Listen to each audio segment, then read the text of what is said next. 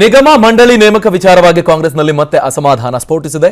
ಪಟ್ಟಿ ಬಿಡುಗಡೆಗೆ count down ಶುರುವಾಗಿರೋ ಹೊತ್ತನಲ್ಲೇ ಗೃಹ ಸಚಿವ ಪರಮೇಶ್ವರ್ ಬೇಸರ ಹೊರಹಾಕಿದ್ದಾರೆ. ನಿಗಮ ಮಂಡಳಿ ಆಯ್ಕೆ ವಿಚಾರದಲ್ಲಿ ನನ್ನನ್ನ ಪರಿಗಣಿಸಿಲ್ಲ, ಅಭಿಪ್ರಾಯ ಪಡೆಯದೆ ಪಟ್ಟಿ ತಯಾರಿಸಿರುವುದರಿಂದ ತೊಂದರೆ ಆಗುತ್ತೆ ಅನ್ನೋ ಮೂಲಕ ಪರೋಕ್ಷವಾಗಿ ಎಚ್ಚರಿಕೆ ರವಾನಿಸಿದ್ರು. ಆದರೆ ಎಲ್ಲರ ಅಭಿಪ್ರಾಯ ಕೇಳಿನೇ ಪಟ್ಟಿ ಅಂತಿಮಗೊಳಿಸಿರುವುದಾಗಿ ಡಿಸಿಎಂ ಡಿಕೆ ಶಿವಕುಮಾರ್ ಸ್ಪಷ್ಟನೆ ಕೊಟ್ಟರು. ಮತ್ತೊಂದೆಡೆ ಶಾಸಕರ ಆಯ್ಕೆ ಕ್ಲಿಯರ್ ಆಗಿದ್ದು, ಕಾರ್ಯಕರ್ತರ ಪಟ್ಟಿ ಅಷ್ಟೇ ಬಾಕಿ ಇದೆ, ಎಲ್ಲರ ಸಲಹೆ ಪಡೆಯುವುದು ಕಷ್ಟವಾಗುತ್ತೆ ಅನ್ನೋ ಮೂಲಕ ಸಿಎಂ ಸಿದ್ದರಾಮಯ್ಯ ಪರಮೇಶ್ವರ್ ಅವರಿಗೂ ಟಕ್ಕರ್ ಕೊಟ್ಟಿದ್ದಾರೆ. ಯಾರು ಕೆಲಸ ಮಾಡಿದ್ದಾರೆ ಅವರನ್ನ ಬಿಟ್ಟು ಕೆಲಸ ಮಾಡದೇ ಇರೋರಿಗೆ ಕೊಟ್ಟಾಗ ಸ್ವಾಭಾವಿಕವಾಗಿ ಮನಸ್ಸಿಗೆ ನೋವಾಗುತ್ತೆ. ನಾನು ಇಷ್ಟೆಲ್ಲ ದುಡಿದ್ರು ಕೂಡ ನನ್ನನ್ನು ಪರಿಗಣಿಸಿಲ್ಲ ಅಂತಕ್ಕಂಥದ್ದು ಬರುತ್ತೆ. ಅದಕ್ಕೆ ಅವರು ಸ್ವಲ್ಪ ಪಕ್ಷದಲ್ಲಿ ಮುಖಂಡರುಗಳನ್ನ ಮತ್ತು ಬೇರೆ ಬೇರೆ ಹಂತದಲ್ಲಿ ಅಧ್ಯಕ್ಷರುಗಳಿರ್ತಾರೆ, ಜಿಲ್ಲಾ ಅಧ್ಯಕ್ಷರಿದ್ದಾರೆ ನಮ್ಮಲ್ಲಿ, ಅವರುಗಳನ್ನು ಕೂಡ ಕೇಳಬೇಕಾಗುತ್ತೆ. ಎಲ್ಲ ಸುಳ್ಳು. All opinion has been taken. ಒಂದು ಫಾರ್ಮುಲಾ ಇದನ್ನಾಗಿದೆ, ಕೆಲವೊಂದು ಗೈಡ್ಲೈನ್ಸ್ ಫಿಕ್ಸ್ ಆಗಿದೆ, ಎಲ್ಲರಿಗೂ ಸಿಗ್ತದೆ, ಎಲ್ಲರಿಗೂ ಎಲ್ಲರ ಒಪಿನಿಯನ್ ಎಲ್ಲಿ ತಗೋಬೇಕೋ ತಗೊಳ್ತೀವಿ. ನಾವು ಯಾರು ಬೇಕಾದ್ರೂ ಅವ್ರ ಒಪಿನಿಯನ್ ತಿಳಿಸಬಹುದು. ಶಿವಕುಮಾರ್ ನಾವೆಲ್ಲ ಕೂತ್ಕೊಂಡು, ಸುರ್ಜೇವಾಲ ನಾವೆಲ್ಲ ಕೂತ್ಕೊಂಡು ಅದನ್ನೆಲ್ಲ ತೀರ್ಮಾನ ಮಾಡಿ ಸುರ್ಜೇವಾಲ ಕೈಲಿ ಲಿಸ್ಟ್ ಕೊಟ್ಟಿದೀವಿ. ಅದು ವೇಣುಗೋಪಾಲ್ ಅವರಿಂದ ಸೈನ್ ಆಗಿ ಬರ್ಬೇಕಷ್ಟೇ. ಇದು ಎಲ್ಲರೂ ಸಲಹೆಯನ್ನು ಪಡ್ಕ ಕಷ್ಟ ಆಗ್ತದೆ. ನಾನು ಮಾತಾಡಿದ್ದೀನಿ.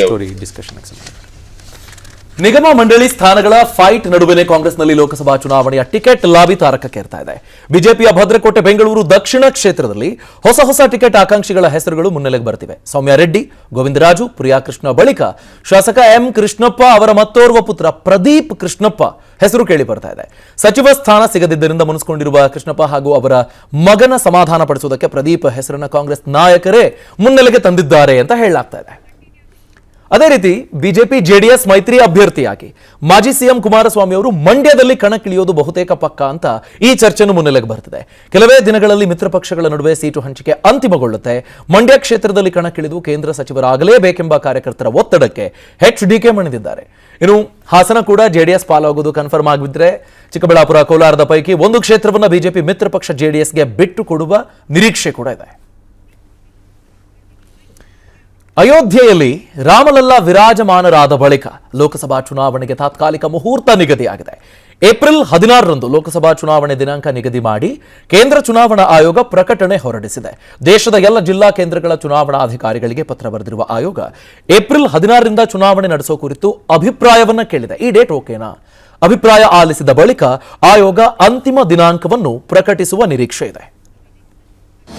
ಅನುಕ್ಷಣದ ಸುದ್ದಿಗಳಿಗಾಗಿ ವಿಸ್ತಾರ ನ್ಯೂಸ್ ಯೂಟ್ಯೂಬ್ ಚಾನೆಲ್ ಸಬ್ಸ್ಕ್ರೈಬ್ ಮಾಡಿ.